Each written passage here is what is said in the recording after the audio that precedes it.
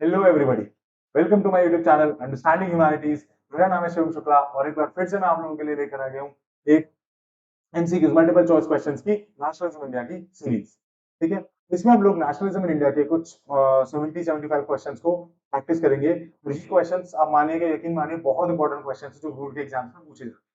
ठीक है, तो बिना किसी टाइम को वेस्ट करते हुए हम इन क्वेश्चंस को आगे बढ़ते हैं। ठीक है ना, चलिए आइए देखिए। सबसे पहला क्वेश्चन जो है हमारा वो कौन सा है? सबसे पहला क्वेश्चन जो आप देख रहे हैं वो ये है कि when was first world war started. When was first world war started, तो सबसे पहला वर्ल्ड वॉर कब स्टार्ट हुआ था? बताओ आप लोगों के लिए मैं बता देता हूँ कि पहला वर्ल्ड वॉर जो था वो कब स्टार्ट हुआ था। तो देखिए, सबसे पहला वर्ल्ड वॉर जो स्टार्ट हुआ था वो हुआ था 1914 में। कब स्टार्ट हुआ था? 1914।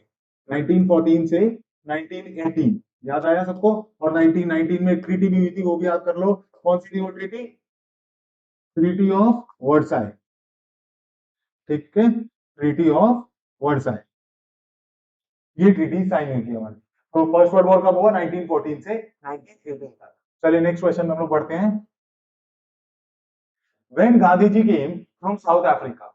देखो, गांधी जी कब आए थे साउथ अफ्रीका से? मैंने आप लोगों को बताया भी था कि गांधी जी जो थे ये 1914 में जब वर्ल्ड वॉर स्टार्ट हो गई थी उसके जस्ट एक साल बाद आए थे। ठीक है, यानी कि कौन सी डेट हो गई वो जब गांधी जी आए थे? याद करो, कौन सी डेट है जब गांधी जी आए थे? 1915। कौन सी डेट है जब गांधी जी आए थे? 1915। ठीक है, तो Gandhi ji return to South Africa in 1915। और ये पूरी जो डेट है ये भी याद रखना, 9 जनवरी 1915 को गांधी जी रिटर्न कर रहे थे। ठीक है, इसको हम लोग भारतीय प्रवासी दिवस भी मनाते हैं। ये थोड़ी सी एक्स्ट्रा नॉलेज है, इसको ले लेना। इसको हम लोग क्या कहते हैं? भारतीय प्रवासी दिवस। ठीक है, चलिए। Gandhi ji start satyagraha again in against in South Africa. Gandhi ji ने, जब वो साउथ अफ्रीका में थे तो इन्होंने एक सत्याग्रह किया था। ठीक है, उस सत्याग्रह का क्या नाम था या फिर किसके अगेंस्ट में किया गया था? तो याद करो, गांधी जी साउथ अफ्रीका गए थे 1898। ठीक है, गांधी जी जो थे वो साउथ अफ्रीका गए, कब गए थे? 1898 में। और 1898 में जब वो साउथ अफ्रीका गए थे तो उन्होंने वहां पे कई सारे मूवमेंट्स को किया। ठीक है, वहां पे उन्होंने टॉलस्टॉय फार्म भी बनाया था, वहां पे उन्होंने बहुत सारी चीजें करी, फीनिक्स फार्म भी बनाया था। और उसके बाद गांधी जी ने वहां पर अपार्थाइड के अगेंस्ट में, यानी कि रेसिज्म के अगेंस्ट में प्रोटेस्ट किया। ठीक है, यानी कि आप क्या देख रहे हो कि वहां पे किसके अगेंस्ट में प्रोटेस्ट हो रहा है? अपार्थाइड सिस्टम के अगेंस्ट। ठीक है, क्लियर है? चलिए नेक्स्ट पे बढ़ते हैं। What is meaning of satyagraha? Satyagraha का क्या मतलब? सत्या what is the meaning of satyagraha? आप सोचो, आप सत्याग्रह का क्या मतलब है? तो सत्याग्रह का अगर आप ध्यान से देखोगे तो सत्याग्रह का मतलब है दो शब्द, और अहिंसा। ठीक है, यानी कि सत्य को लेकर, सच्चाई को लेकर जब वहां पर गांधी जी ने क्या किया था, एक मूवमेंट चलाया था। और भारत में भी इसी कॉन्सेप्ट, इसी आइडियोलॉजी को लेकर गांधी जी क्या करते रहे थे? हमेशा से अपने कई सारे मूवमेंट चलाए। इस आइडियोलॉजी की वजह से गांधी जी को कई जगहों पर बातें भी सुननी पड़ी, कई जगहों पर उनका क्रिटिसाइजेशन भी हुआ, लेकिन उन्होंने कभी भी इस मूवमेंट का विरोध नहीं किया। ठीक है, और आप यहाँ पर क्या देखोगे कि कभी भी गांधी जी ने उस मूवमेंट का विरोध नहीं किया। ठीक है, और यहाँ पे इसको हम क्या कहते हैं? ट्रूथ और नॉन वायलेंस। ठीक है, ये दो कॉन्सेप्ट है आपके, कौन से? ट्रूथ और नॉन वायलेंस, जो कि गांधी जी इस मूवमेंट को लेकर चलते। What is the meaning of satyagraha? क्या था गांधी जी का सत्याग्रह का मीनिंग? यानी कि पैसिव रेजिस्टेंस। क्या था? Passive resistance. ठीक है, ये आराम से रह के शांतिपूर्ण तरीके से हम लोग कोई मूवमेंट। ठीक है, चलिए नेक्स्ट होते हैं। Why did Gandhi ji organise satyagraha in 1917 in Kheda district of Gujarat? देखो, यहाँ पे हम लोगों ने दो तीन चीजें देखी। कौन कौन सी? सबसे पहले कि गांधी जी ने तीन मूवमेंट करे थे। एक बार फिर से उसको मूवमेंट्स को रिवाइज कर लेते हैं। 1917 का मूवमेंट, कौन सा मूवमेंट था सबसे पहला? Very good, Champaran. चंपारण कहां पर है? बिहार। ठीक है, दूसरा मूवमेंट कहां पर था उनका? 1918 खेड़ा, जो कि कहां पर है? गुजरात। और तीसरा मूवमेंट भी कहां था उनका? 1918 अहमदाबाद, वो भी कहां है? गुजरात में। यहाँ पर 1917 इसीलिए दिए गया है, जबकि मैंने यहाँ पे 1918 लिखा है, उसको नीचे का रीजन है कि एनसीईआरटी गलत है। लेकिन आप लोग एनसीईआरटी के हिसाब से ही चलना। ठीक है, तो एनसीईआरटी में 1917 ही लिखा है, एनसीईआरटी हालांकि गलत है। 1917 में सिर्फ चंपारण हुआ था। ठीक है, 1918 में खेड़ा और 1918 में ही अहमदाबाद हुआ था, मैं आपको आते वक्त बता चुका हूँ। ठीक है, किस लिए स्टार्ट किया गया था खेड़ा में? करो, मैंने बताया था हाई रिवेन्यू डिमांड के चक्कर में। ठीक है, हाई रिवेन्यू डिमांड के चक्कर में ये मूवमेंट स्टार्ट किया गया था। ऑप्शन देख लो, टू सपोर्ट प्लांटेशन वर्कर्स के लिए, या to support against high revenue demand. मिल गया आंसर आपको।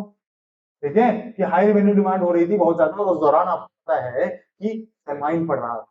ठीक है, महामारी फैली हुई थी, और जब महामारी फैली हुई थी तो इसके चक्कर में, क्योंकि वर्ल्ड वॉर चल रही थी, वर्ल्ड वॉर चल रही थी, महामारी फैली हुई थी। महामारी फैली हुई थी तो क्या हो रहा था कि वहां के जो किसानों से ब्रिटिश गवर्नमेंट थी वो क्या कर रही थी, हाई रेवेन्यू की डिमांड कर रही थी। वो डिमांड पे नहीं कर पा रहे थे, क्यों? क्योंकि सिंपल सी बात है, फेमाइन है, सूखा पड़ा हुआ है। ठीक है, ड्रॉट है, तो खेती अच्छे से हो नहीं पा रही है। जब खेती अच्छे से नहीं हो पा रही है तो क्या होगा? तो फिर सिंपल सी बात है, वो पैसा नहीं दे पाएंगे। तो इसी के चक्कर में क्या हुआ था, सरकार ने वो गांधी जी की मदद से, इन्होंने पीजेंट्स ने, किसानों ने ये मूवमेंट चलाया था, जिसको हम कहते हैं खेड़ मूवमेंट। ठीक है, आगे बढ़े, देख लो इसका स्क्रीनशॉट ले लो या फिर इसको मार्क कर लेना, ये इंपॉर्टेंट क्वेश्चन है। अब देखिए next question, why was satyagraha organised in Champaran in 1917? Champaran का भी आ गया। तो चंपारण में मैंने क्या बताया था, इंडिगो रिवोल्ट हुआ था। वो याद है, तीन कठिया प्रणाली जिसको हम कहते हैं, 3/3/20 पे। याद करो, 3/20 लैंड पे क्या करवाते थे ये लोग, इंडिगो ग्रो करवाते थे। करवाते थे, मैंने बताया था कि 3/20 लैंड पे क्या ग्रो करवाते थे, इंडिगो की कल्टीवेशन करवाते थे, है ना। और किसके साथ बिजनेस करते थे वो इंडिगो का कल्टीवेट करवा के? चाइना के साथ। ठीक है, लेकिन इंडियंस जो है वो ग्रो नहीं करना चाहते थे, क्योंकि लैंड कैसी हो जाती थी, अनफर्टाइल हो जाती थी।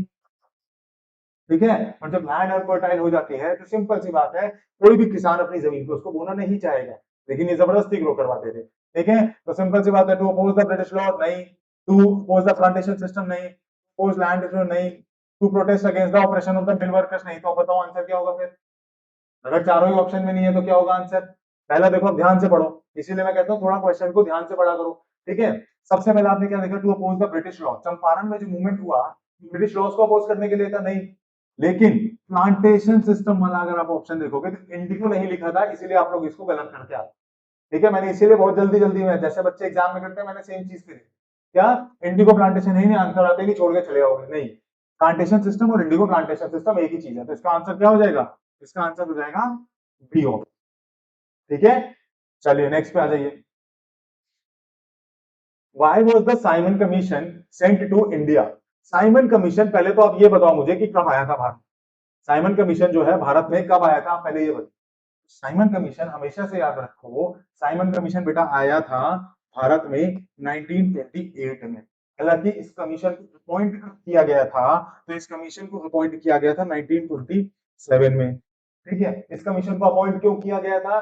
ताकि कॉन्स्टिट्यूशनल रिफॉर्म्स भारत में, और जो भी प्रॉब्लम्स उस समय, क्योंकि उस समय क्या हो रहा था कि इंडिया में कॉन्स्टिट्यूशन के तरीके से बहुत प्रॉब्लम हो रही थी, कांग्रेस में भी अंदर फूट पड़ी हुई थी, कई सारा उस समय टैक्सेस का इतना भार था इंडियंस के ऊपर कि इंडिया में कई सारे प्रोटेस्ट हो रहे थे।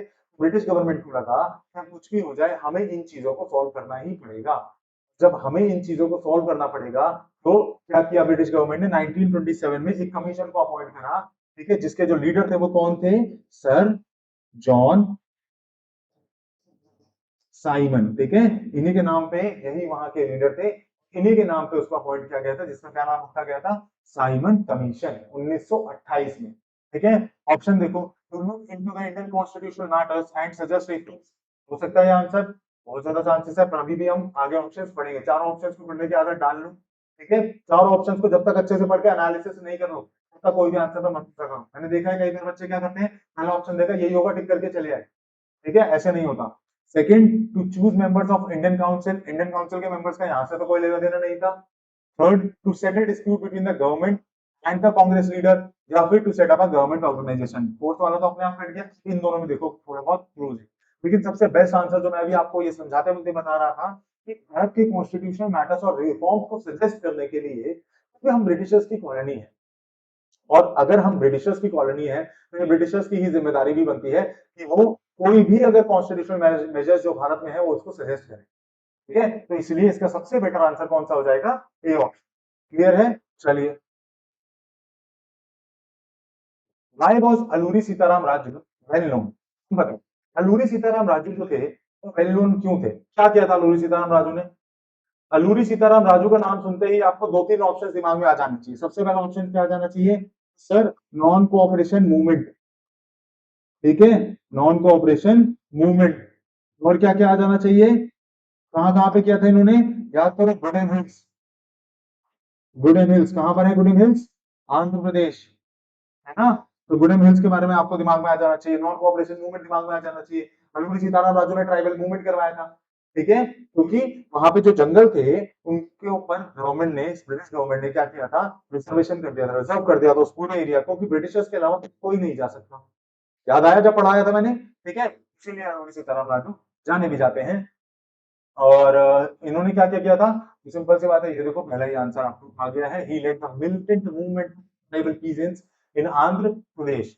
अवध में कौन थे, अवध का सिनेरियो याद करो, में कौन थे, क्या नाम था उनका, भूल गए होगे ना, बाबा रामचंद्र, क्या नाम था, बाबा रामचंद्र। और कौन थे इनके साथ, इन्होंने एक और किसान सभा भी सेटअप करी थी, कौन थे उसके साथ, जवाहरलाल नेहरू, ठीक है, याद है।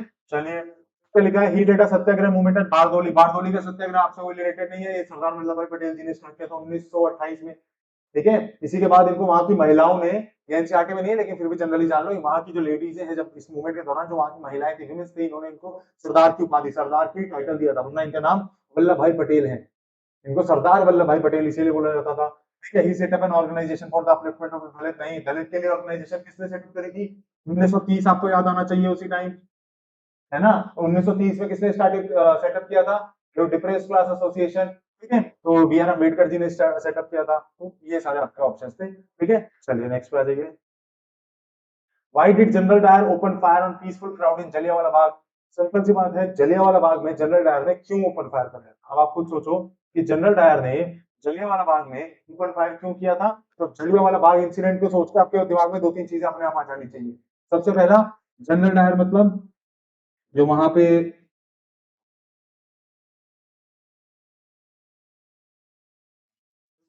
जनरल डायर थे वहां पे, ठीक है।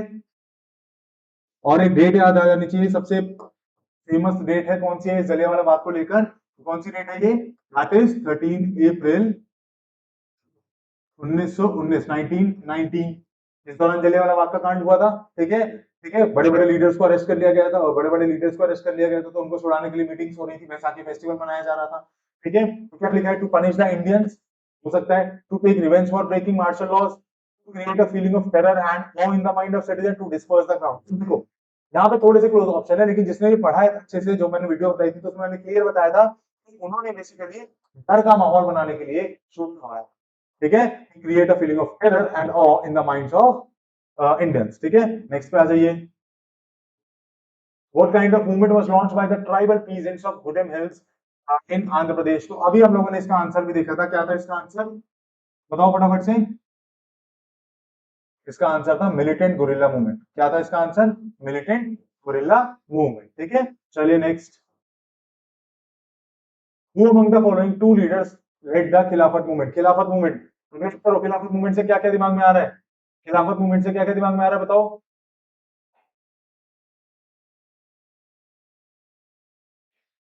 खिलाफत मूवमेंट से दो नाम आ रहे होंगे हमेशा से, आप, शौकत अली, मोहम्मद अली। और गांधी जी भी इनके साथ थे, लेकिन इस मूवमेंट को लीड कौन कर रहा था, ये दो भाई लीड कर रहे थे, ठीक है। कब हुआ था ये मूवमेंट, तो याद करो 1919 में हुआ था। टर्की के कैलिफ, याद है, टर्की के कैलिफ को बहुत ज्यादा बेइज्जती और ह्यूमिलिएशन फेस करना पड़ रहा था ब्रिटिशर्स की वजह से, ठीक है। और ब्रिटिशर्स की वजह से जब उनको ये करना बहुत ज्यादा फेस करना पड़ रहा था, तो आप यहाँ पर क्या देख रहे थे, इस तरह मुसलमान जो थे नाराज थे। गांधी जी ने इसी का फायदा उठाया कि हिंदू और मुसलमानों के, अगर आज आप मुसलमानों की मदद कर देते हैं, तो हिंदू और मुसलमानों के बीच में क्या हो जाएगा, एक मर्जर हो जाएगा, और इनको हम एक करके कोई बड़ा मूवमेंट कर सकते हैं, जो कि गांधी जी ने किया। ठीक, चलिए। Why did Gandhi ji withdraw the non cooperation movement. Gandhi ji ने नॉन कोऑपरेशन मूवमेंट क्यों विड्रॉ किया, ठीक है। याद करो वाली डेट, कौन सी डेट, कौन सा ईयर था वो, 1922, 1922। कौन सी, बताओ, चौरी चौरा, वेरी गुड। कौन सी इंसिडेंट, चौरी चौरा, ठीक है। कहां पर हुआ था, बताया था मैंने आप लोगों को, गोरखपुर, गोरखपुर। यहाँ के हमारे यूपी के सीएम जी भी हैं, जो योगी आदित्यनाथ जी हैं, वो यहीं पे हैं, ठीक है, गोरखपुर में, ठीक है, यूपी में, यानी कि उत्तर प्रदेश, ठीक है। 1922 में चौरी चौरा इंसिडेंट हुआ था, जिसकी वजह से गांधी जी को नॉन कोऑपरेशन मूवमेंट को क्या करना पड़ गया था, विड्रॉ करना। ऑप्शन देख लेते हैं। Gandhi ji realise that people were losing interest in the movement, कि गांधी जी को लगा कि लोगों को इंटरेस्ट नहीं था। Second, Gandhi ji felt that the movement was turning violent in many places. बिल्कुल परफेक्ट आंसर। गांधी जी को क्या लगा था कि जो मूवमेंट है वायलेंट हो रहा है कई जगहों। ठीक है, चलिए नेक्स्ट पे आ जाइए। हु वर द सन, आप देखो सनातनीज किसको बोला जाता था। सनातनीज अगर आप देखोगे, सनातन धर्म के जो लोग होते हैं, यानी कि जो हाई कास्ट हिंदूज होते हैं ना, उनको बोला जाता है क्या, सनातनीज। तो इसका आंसर क्या होगा, हाई कास्ट हिंदूज। ठीक है, चलिए।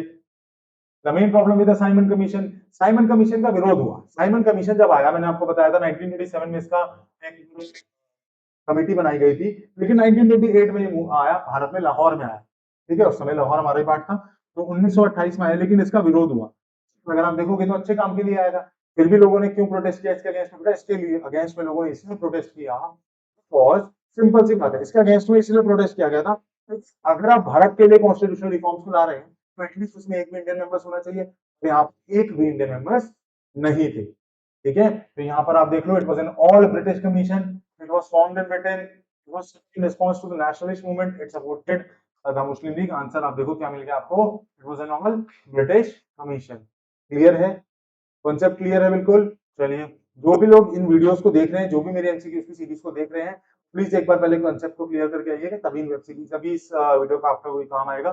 ठीक है, हिंद स्वराज किसने लिखी, बहुत आसान, बहुत आसान किताब है, बताओ फटाफट से, इससे आसान नहीं हो सकता कोई क्वेश्चन, बताओ जल्दी से।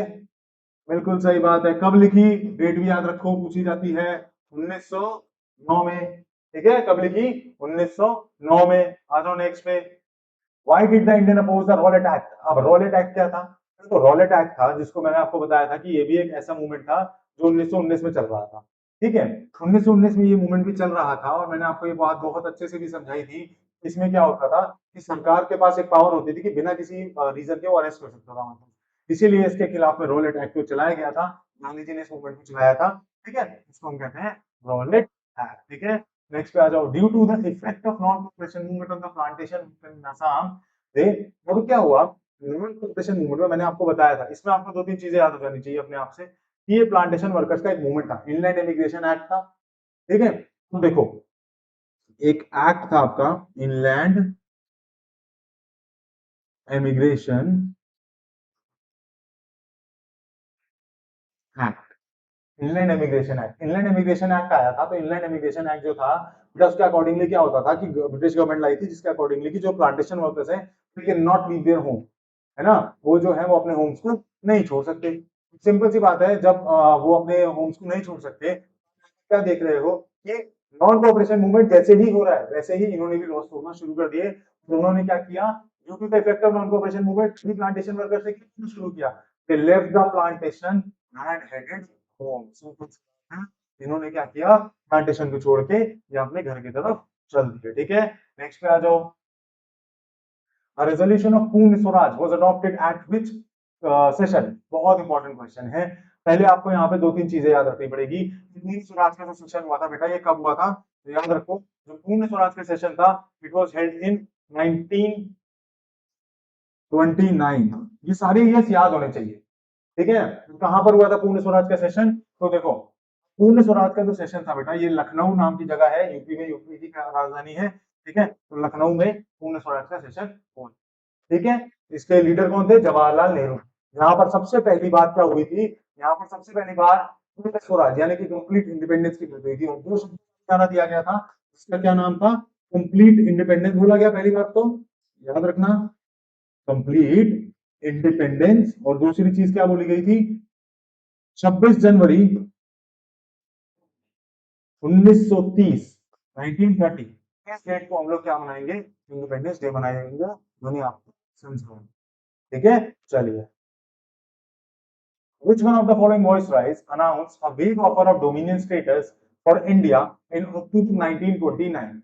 तो 1929 के लिए एक वॉइसरॉय थे जिन्होंने डोमिनियन स्टेटस की बात करी थी। अब आपको कुछ कंफ्यूजन होगी कि सर डोमिनियन स्टेटस होता क्या है, तो बेटा सिंपल सी बात है, देखो, डोमिनियन स्टेटस का मतलब है, अगर आप इस शब्द को देखोगे, इस शब्द का सीधा सीधा सा मतलब क्या है, इस शब्द का सीधा मतलब ये है कि सर डोमिनियन स्टेटस का मतलब ये है कि हम टॉप पोजीशंस पे तो आपको बिठा देंगे, लेकिन सबसे जो टॉप मोस्ट पोजीशंस होगी वहां पे ब्रिटिशर्स ही बैठेंगे। ठीक है, आपको हम आजादी दे देंगे एक तरीके से, लेकिन आपको राज टॉप पोजीशंस होगी वहां पर ब्रिटिशर्स ही करेंगे। आपको कोई भी काम करना होगा तो ब्रिटिशर से ही पूछना पड़ेगा, लेकिन आपकी जो नीचे वाली पोजीशंस होंगी हाँ इंडियंस ही होंगे। ठीक है, और इसी तरीके से डोमिनियन स्टेटस की बात करी गई थी लॉर्ड इरविन के द्वारा 1920 में। ठीक है, याद है? ठीक है, आगे बढ़े, चलिए। Which of the following was Mahatma Gandhi's novel method of fighting against the British? बहुत बार मैंने आपको बताया वो कौन से सब मूवमेंट से लड़ते थे, कौन से तरीके से करते थे फाइट। जो गांधी जी थे वो कौन से तरीके से करते थे फाइट, तो ये practised open defines of law, peaceful demonstration, Satyagraha and non violence. बहुत आसान है ना, इसको समझाने की जरूरत नहीं है, मैं समझा चुका हूँ ऑलरेडी। चलिए next, what does satyagraha mean? Satyagraha का मतलब भी मैं समझा चुका हूँ। सत्याग्रह मतलब सत्य और अहिंसा, यानी कि हमें क्या किस तरीके से फाइट करनी चाहिए, हमें किस तरीके से फाइट करनी है। सत्याग्रह डज नॉट, पहला क्वेश्चन देखो, satyagraha means the use of physical force to inflict pain while fighting. गलत है, फिजिकल फोर्स की बात तो उन्होंने कभी नहीं करी थी। Next, satyagraha does not inflict pain, it is a non violent method of fighting against operation. हो सकता है, चलो देखते हैं। Satyagraha means resistance and is a weapon of the weak. गलत है, वीक का उन्होंने तो कभी नहीं बोला, उन्होंने कभी ये कहा था कि वो चूज और किया है, कभी भी नहीं। ठीक है, फिर देखो, सत्याग्रह वाज रेसिस्ट मेथड, नहीं, गलत है। बेस्ट ऑप्शन आपके सामने है। ठीक है, आई होप आप लोगों ने पहले ही पढ़ लिया होगा। What was the purpose of imposing the Rowlatt Act? Rowlatt Act का पर्पस क्या था, ध्यान से सुनो।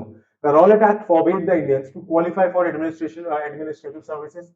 ये रॉलेट एक्ट क्यों लाया गया था? रॉलेट एक्ट को क्या सर्विसेज से कोई लेना देना था कि इनको नौकरी से हटाना है या इंडियंस को नौकरी नहीं देनी है, उससे तो कोई लेना देना था नहीं। Second, the Rowlatt Act is denied Indian the right to political participation, ऐसा भी कोई लेना देना नहीं था। रॉलेट एक्ट याद करो ना, गांधी जी ने दिया था।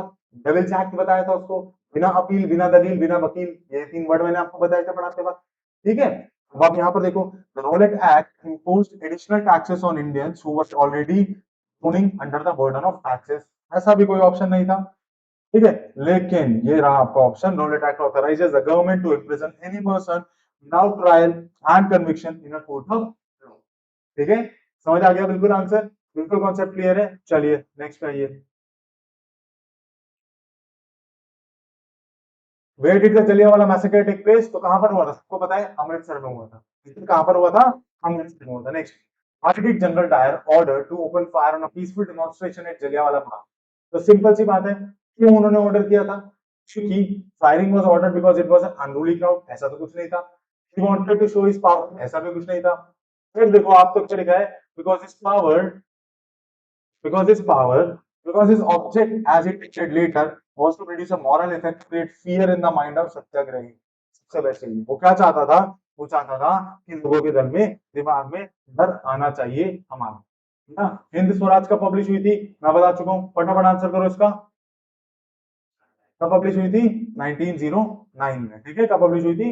1909 में। नेक्स्ट देखते हैं, खिलाफत कमेटी जो फॉर्म हुई थी 1919 में, वो कहां पर फॉर्म हुई? खिलाफत कमेटी कहां पर फॉर्म हुई थी? अब देखो, जिसने पढ़ा होगा ना वो इसका आंसर तुरंत दे देगा। खिलाफत कमेटी जो है ये कहां पर फॉर्म हो रही है? ठीक है, कहां पर फॉर्म हो रही है? कैलकटा में। ठीक है, कैलकटा में फॉर्म हो रही है। चलिए,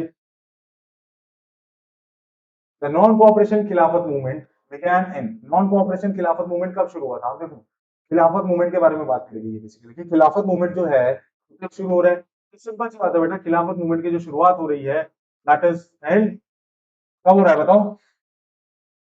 बिल्कुल, ठीक है, 1919 में शुरुआत हो रही है खिलाफत मूवमेंट की। अगर आप नॉन कोऑपरेशन की बात करोगे तो 1920 में हो रही है। ठीक है, चलिए, which of the following was the reason of calling off the non cooperation movement by Gandhi जी?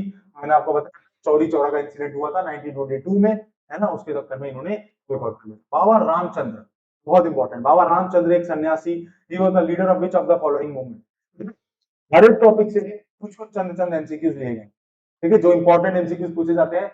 अभी भी आप ये सोचो कि कोई भी टॉपिक हमें छोड़ना नहीं है, क्योंकि नेशनलिज्म इन इंडिया से बहुत एमसीक्यूज बन जाते हैं।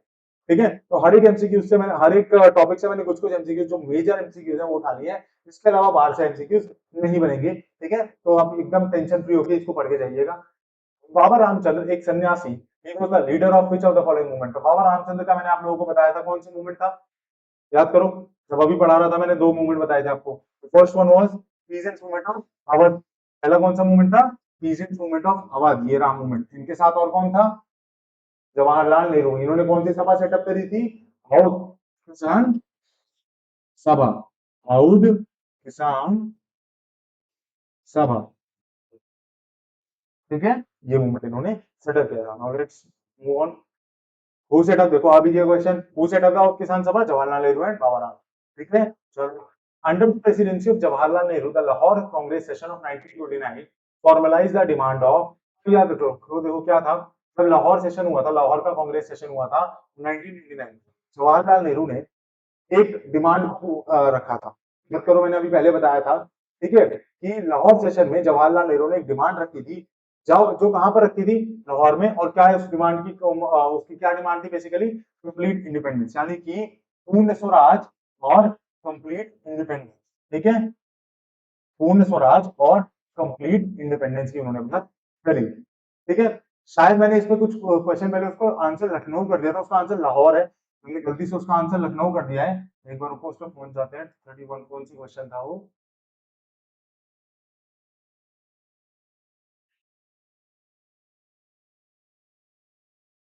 जहां तक मुझे ध्यान है, मैंने उसका रेजोल्यूशन, हाँ, ये वाला था, शायद मैंने इसका लखनऊ बता दिया गलती से, ठीक है। तो इसको आप लोग एक बार सही कर लेना। इसका आंसर था लाहौर। क्या था answer?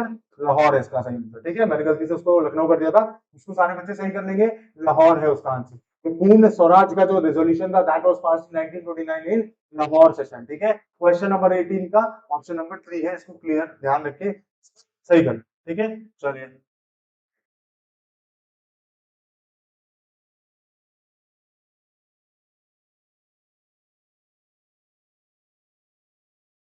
Simon commission was boycotted, क्यों? साइमन कमीशन को क्यों बॉयकॉट किया गया था? पहले भी मैं बता चुका हूं, क्योंकि उसमें कोई भी ब्रिटिश में, सॉरी, क्योंकि कोई भी उसमें इंडियन मेंबर उस कमीशन में नहीं था। तो इसका आंसर क्या हो जाएगा? Option number C. क्या हो जाएगा इसका आंसर? ऑप्शन नंबर सी,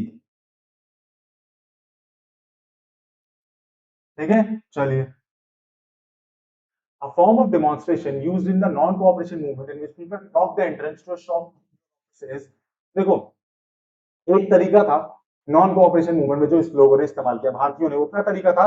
वो लोग क्या करते थे? शॉप के आगे ना पिकेटिंग कर देते थे। पिकेटिंग मतलब ब्लॉक कर देते, उस शॉप को एंटर नहीं करने देते थे किसी को भी, ठीक है। तो उस तरीके को क्या कहते हैं हम लोग? याद रखना, उस तरीके को कहते हैं हम लोग पिकेटिंग। क्या कहते हैं उस तरीके को? पिकेटिंग, ठीक है। क्या कहते हैं उस तरीके को?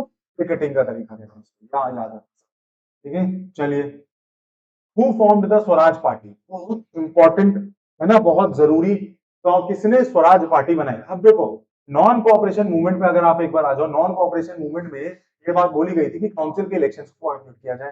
हालांकि लोगों का मन नहीं था, कई नेताओं का, लेकिन उन्होंने तब भी किया। लेकिन गांधी जी ने 1922 में क्या हुआ? मूवमेंट को कॉल ऑफ कर दी, ठीक है। अभी आपने यहाँ पर क्या नोटिस करा कि गांधी जी के साथ ही जो थे सी आर दास और मोतीलाल नेहरू, ये दोनों मिलके एक पार्टी बनाते हैं, ठीक है, जिसका क्या नाम था?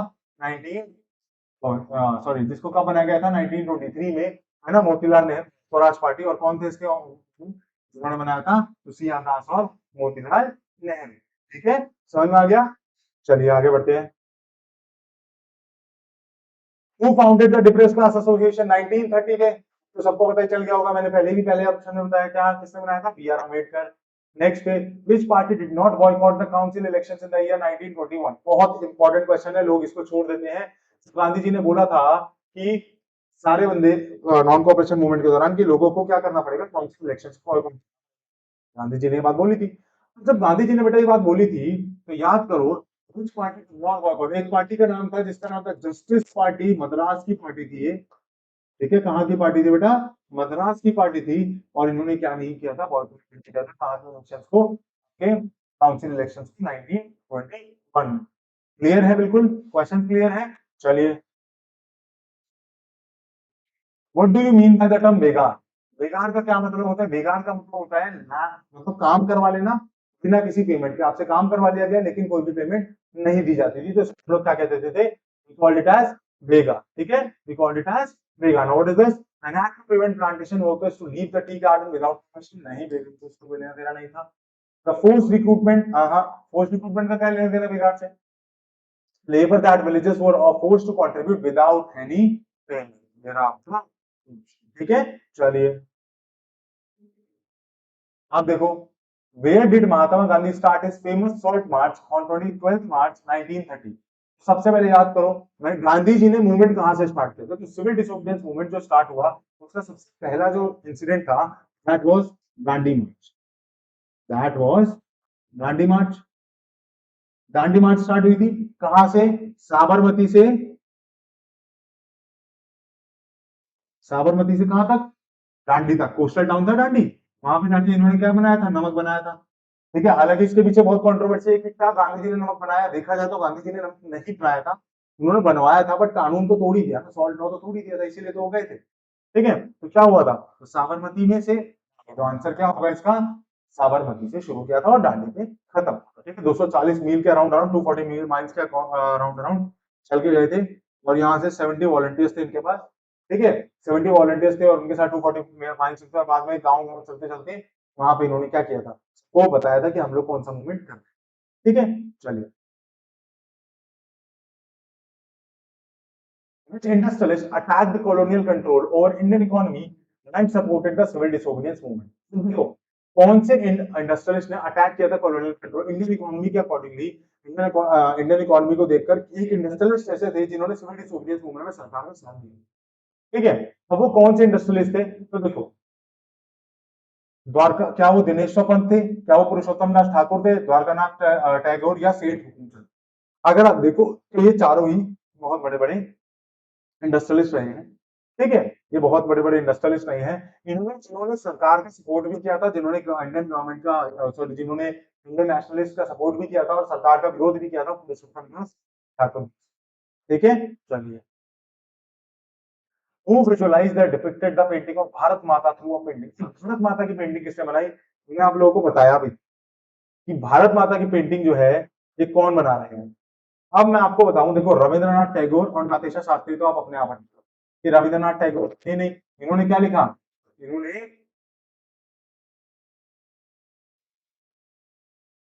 ठीक है, वंदे मातरम। ठीक है, अब आप खुद सोचो, नातेशा शास्त्री भी नहीं थे। नातेशा शास्त्री कौन थे? वो मद्रास के बहुत बड़े फोकलोर थे। उन्होंने बेसिकली वहां पे एक the folklore of South India, South Indian tales एक बुक लिखी थी। ठीक है, तो ये भी नहीं हो सकते। अवनींद्रनाथ टैगोर और बंकिम चंद्र चट्टोपाध्याय, अगर आप इन दोनों में से देखोगे तो इन दोनों में से आपको मैं होमवर्क दे रहा हूँ कि इन दोनों में से क्या होगा इसका आंसर? भारत माता की पेंटिंग किसने बनाई? देखिए, इसके आंसर आप लोग मुझे कमेंट बॉक्स में जोड़ दीजिए। कर दिया है मैंने, एक लाइफ टाइम याद लगा दी है। ठीक है, बंकिम चंद्र चट्टोपाध्याय थे या अवनींद्रनाथ टैगोर। ठीक है, और एक और होमवर्क दे रहा हूं, आनंद मठ नॉवल किसकी थी? आनंद मठ नॉवल जो थी वो किसने लिखी थी? ये भी आप लोग मुझे कमेंट बॉक्स में बताओ। ठीक है, Gandhi ji famous from Sabarmati to Dandi call का, गांधी जी की एक फेमस मार्च थी साबरमती से दांडी तक की, वो कौन सी मार्च थी? तो शॉर्ट मार्च थी। आपको बताइए। Next, the depressed class association we have met 1930। Muslim League को किसने स्टार्ट किया? देखो, जो मुस्लिम लीग थी ये बेसिकली स्टार्ट किसने करी? इंपॉर्टेंट क्वेश्चन है थोड़ा सा। ठीक है ना, और एनसीईआरटी में इसके बारे में ज्यादा कुछ दिया नहीं गया है। 1906 की बात है। ठीक है, 1906 की बात है। ठीक है, और जगह है आपकी ढाका। ढाका कहां पर है आपको पता है? जगह कहां पर है? बांग्लादेश में। ठीक है, वहां पर आगा खान नाम के एक नेता थे, उनके घर पे मीटिंग होती है, उनके पैलेस में मीटिंग होती है। ठीक है, और वहां पर मीटिंग होते हुए तो ये नवाब सलीमुल्लाह जो थे, है ना, इनके द्वारा वहां पर मुस्लिम लीग की शुरुआत की थी, नवाब सलीमुल्लाह के द्वारा। ठीक है, तो समझ आ गया, ढाका में नवाब सलीमुल्लाह के द्वारा 1906 में स्टार्ट किया गया था मुस्लिम लीग। चलिए, the Statutory Commission that arrived in India in 1928 was led by Sir John Simon. Next, the Swaraj party किसके द्वारा सेटअप करी गई थी? नेहरू, सीआर दास और मोतीलाल नेहरू। नेक्स्ट पे आ जाइए आप लोग। The Indian try colour was first design at the time of, अब देखो सबसे पहले इंपॉर्टेंट है ये चीज, इंडिया में जब इंडिया की आजादी की लड़ाई शुरू हुई उसके बाद से अब तक कई सारे फ्लैग्स को डिजाइन किया गया। इसमें से सबसे पहला जो झंडा था वो स्वदेशी मूवमेंट के दौरान डिजाइन किया गया था, जिसमें आप देखोगे ऐसे पूरा एक झंडा था। ठीक है, जिसमें कमल के फूल थे चारों तरफ। ठीक है, कमल के फूल थे और पूरा मतलब ऐसे ऐसे कर करके पूरे कई सारे फूल थे, ड्राइंग मेरी बहुत खराब है। ठीक है, तो कमल के फूल थे और एक झंडा बनाया गया था। उसके बाद गांधी जी ने भी अपना झंडा बनाया, जिसको याद करो मैंने बताया भी था कि उन्होंने एक जो फ्लैग बनाया हुआ है वो उसमें यहाँ पे क्या बनाया हुआ है? चरखा सा बनाया हुआ है। ठीक है ना, चरखा बनाया हुआ है। ऐसे कर करके उन्होंने भी कई सारी चीजें बनाई। ठीक है, चलिए। Dash president over the Lahore session, Lahore session के प्रेसिडेंट तो सबको याद हो गया होगा, जवाहरलाल नेहरू। ठीक है, नेक्स्ट, हु इज पाटीदार। हम देखो पाटीदार कौन थे, पाटीदार कौन थे, ये क्वेश्चन पूछा गया है। पहला आप देखो क्या लिखा है, पुअर पीजेंट्स ऑफ यूपी, है ना। दूसरा आप देखो क्या लिखा है, rich peasants of Gujarat, rich peasants of UP, या फिर किसानों को ही बोला जाता। पाटीदार में अगर आप देखोगे तो पुअर पीजेंट्स तो नहीं थे। ठीक है, तो यानी कि अब दो ऑप्शन बचते हैं हमारे पास, रिच पीजेंट्स ऑफ गुजरात या रिच पीजेंट्स ऑफ यूपी। अब इसका आंसर आप बताओगे मुझे कि गुजरात है या यूपी है। ठीक है, तो क्वेश्चन नंबर मैंने एक होमवर्क में दिया है ये वाला, और एक क्वेश्चन नंबर 48 को भी मैं होमवर्क दे रहा हूँ। इसका आंसर क्या होगा ये मुझे आप लोग लिख के कमेंट बॉक्स में बताओ। ठीक है, चलिए। रॉलेट एक्ट कब पास हुआ था, सबको पता है 1919। हु वाज बाबा रामचंद्र, कौन थे बाबा रामचंद्र, एक सन्यासी थे। ठीक है, तो देखो when Poona pact sign, Poona pact कब साइन किया गया था, पूना पैक्ट क्या था पहले ये बताओ। थोड़ा सा आपको समझा देता हूँ पूना पैक्ट क्या था। देखो हुआ क्या, गांधी जी जो बी आर अम्बेडकर थे, वो बेसिकली क्या मांग रहे थे, बी आर अम्बेडकर मांग रहे थे सेपरेट इलेक्टोरेट। ठीक है, जो बी आर अम्बेडकर थे, इन्होंने 1930 में डिप्रेस क्लास एसोसिएशन बनाई थी, बनाई थी या नहीं।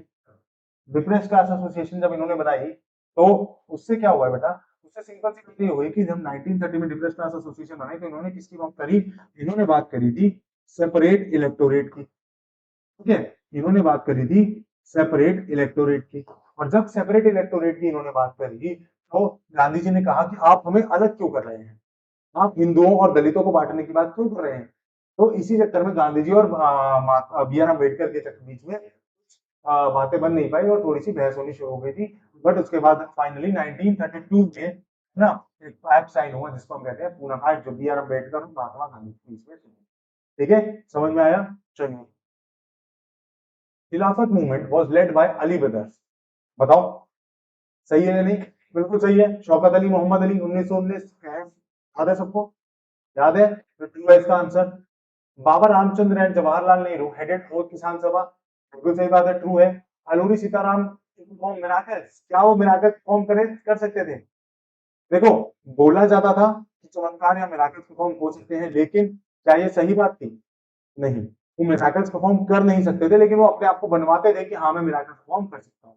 तो अगर एनसीईआरटी का देखोगे तो इसका आंसर फॉल्स ही है वैसे, क्योंकि उसमें भी लिखा नहीं हुआ है कि वो मिराकल्स परफॉर्म करते थे। उसमें लिखा हुआ है कि वो बोलते थे कि मैं मिराकल परफॉर्म कर सकता हूँ, लेकिन कहीं ऐसा प्रूफ नहीं है। ठीक है, आंसर क्या होगा, फॉल्स। द टर्म बेकार मींस होमलेस लेबर, गलत है। बेकार का क्या मतलब होता है, ऐसा लेबर जो काम कर रहा है लेकिन बिना पैसे के काम कर रहा है। ठीक है, तो होमलेस से उसका कोई लेना देना नहीं है। Next, violation of salt tax by Gandhi led to the civil disobedience movement, सही बात है। 1930 सिविल डिसोबीडियंस मूवमेंट की starting, 1931 1931 is the starting of Dandi march. ठीक है, तो सबसे पहला मूवमेंट सिविल डिसोबीडियंस मूवमेंट में अगर आप देखोगे तो that is Dandi march. I hope that is very clear to you. ठीक है, चलिए। The 4 volume collection of Tamil folk tales the folk floor of southern India, ये किसने पब्लिश की गई थी, आया था नागेशा शास्त्री ने, टू है इसका आंसर। ठीक है, first world war 1914, why did Gandhi ji organise satyagraha in 1917 district of Gujarat, ये क्वेश्चन आई थिंक रिपीट हुआ है। ठीक है, तो इसको मैं छोड़ रहा हूं, वैसे इसका आंसर क्या था, to protest against high revenue demand. ठीक है, when was satyagraha organised in Champaran in 1916, रुको ये गलत लिखा हुआ है यहाँ पर। ठीक है, इसका आंसर क्या होना चाहिए था, ये 1917 यहाँ होना चाहिए। ठीक है, तो क्यों ऑर्गेनाइज करवाया गया था, basically to oppose the plantation system. ठीक है, प्लांटेशन सिस्टम अपोज करने के लिए करवाया गया था। नेक्स्ट,